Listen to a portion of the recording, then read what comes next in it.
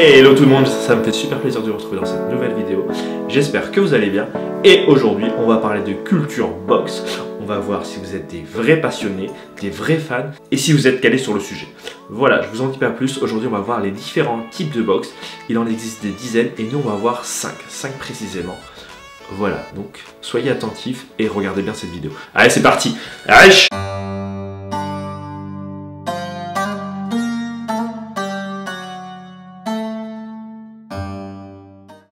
Et on commence tout de suite avec la boxe anglaise, donc c'est la boxe la plus populaire, la plus connue mondialement. Elle est aussi appelée le noble art et elle est apparue au XVIIIe siècle en Angleterre, c'est l'ancêtre du pugilat. Vous allez me dire, c'est quoi le pugilat? Et bien le pugilat, c'est l'un des plus vieux sports de combat qui à l'époque était pratiqué à la Grèce antique. Donc ça remonte, la Grèce antique c'est plusieurs siècles avant Jésus-Christ. Revenons en Angleterre au XVIIIe siècle, donc c'était des combats à main nue, sans gants, c'était un petit peu illégaux, c'était beaucoup pour les parieurs. Il y avait beaucoup de paris, de mise sur les combats, jusqu'au jour où il y a eu un mort. Et c'est à partir de là qu'on a commencé à réglementer la boxe en y mettant des règles strictes et en imposant les gants de boxe. Vu qu'on parle de règles, parlons-en. À la boxe anglaise, il n'y a que les points qui sont autorisés et au-dessus de la ceinture.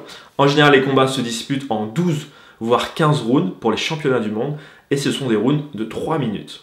Pour la tenue du boxeur, c'est simple, c'est gants de boxe, shorts longs et chaussures de boxe. Donc c'est des chaussures un petit peu spécifiques puisqu'elles sont montantes et il y a une semelle super fine pour vraiment avoir des bons appuis, des bonnes sensations.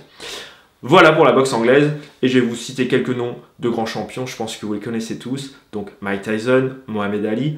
Au niveau des Français, on a Jean-Marc Morbec qui était un poids lourd. On a Brahim Asloum et actuellement donc le champion en titre, l'anglais Anthony Joshua. Passons maintenant à la boxe thaïlandaise, autrement dit le Muay Thai. Muay en thaïlandais ça veut dire boxe tout simplement. Donc il faut savoir que c'est un art martial, c'est très ancien et en Thaïlande c'est vraiment une discipline, c'est vraiment une culture. C'est le sport national. Et pour la petite histoire, il faut savoir que la boxe thaï était enseignée à l'armée thaïlandaise à l'époque pour se défendre notamment contre les birmanes. Au niveau des coups autorisés, c'est très diversifié la boxe thaï puisqu'on l'appelle aussi la boxe des 8 membres. Pourquoi 8 membres? Parce qu'on a droit au poing, au pied, au genou et au coude. Donc ça nous fait 8. Et on a droit également à tout ce qui est saisie, corps à corps, balayage, projection. Voilà, donc c'est quand même bien varié. Généralement les combats se passent en 5 rounds de 3 minutes, voire en 3x3. La tenue réglementaire, c'est très simple, donc on est pieds nus, simplement un short de boxe thaï et des gants. Et pour vous citer quelques grands champions de la boxe thaï, donc je vais vous citer deux noms thaïlandais, je pense que vous les connaissez tous, Buakaw, Ben Chamek et Sanchai. Du côté français, on a Fabio Pinca, Jimmy Vienno, on a les frères Pinto, voilà, il y en a vraiment plein. Passons maintenant au kickboxing, donc c'est un sport qui est bien à la mode, donc ça vient du Japon, c'est né au Japon, c'est inspiré un petit peu du Muay Thai, mais les techniques sont principalement issues du karaté Kyushinkai. Au niveau des coups autorisés, donc c'est une boxe pied-point, on a droit au poing, au pied, également on a droit au coup de genou direct et des petites saisies de courte durée. Et on a droit également au balayage et on a également droit au fameux back fist, donc c'est un coup de poing retourné et quand ça touche en général ça fait assez mal. Voilà, au niveau de la tenue c'est pareil qu'en boxe thaï. Et pour vous citer quelques grands champions, donc je pense que vous connaissez tous Jérôme Le Banner qui était connu mondialement en participant à l'une des plus grosses organisations de kickboxing, à savoir le K1 War Max. On a l'italien Giorgio Petrosyan, on a l'hollandais Nicky Holsken, on a également le français Karim Gaji, voilà, on en a plein.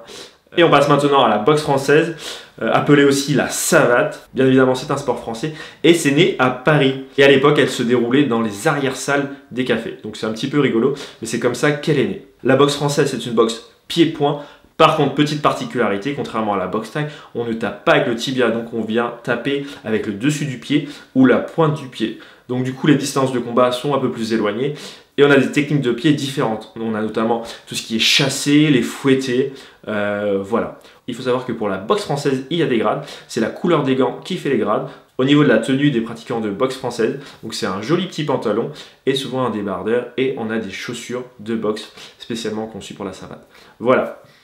On passe maintenant à la boxe américaine, aussi appelée le full contact. Donc ce sport est issu du karaté et c'est né dans les années 1974 aux États-Unis. Donc au niveau des techniques autorisées, on a droit au pied et au poing. Et petite particularité, tous les coups doivent être au-dessus de la ceinture.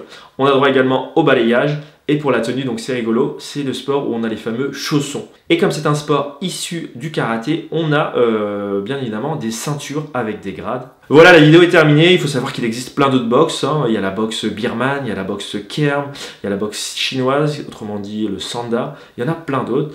J'espère que ça vous a plu. J'ai peut-être oublié des choses, donc n'hésitez pas à les faire partager en commentaire. Et si vous avez kiffé, mettez un petit pouce bleu, ça me fait plaisir. Et je vous dis à très bientôt dans une prochaine vidéo. Et surtout, n'oubliez pas, faites du sport. Allez.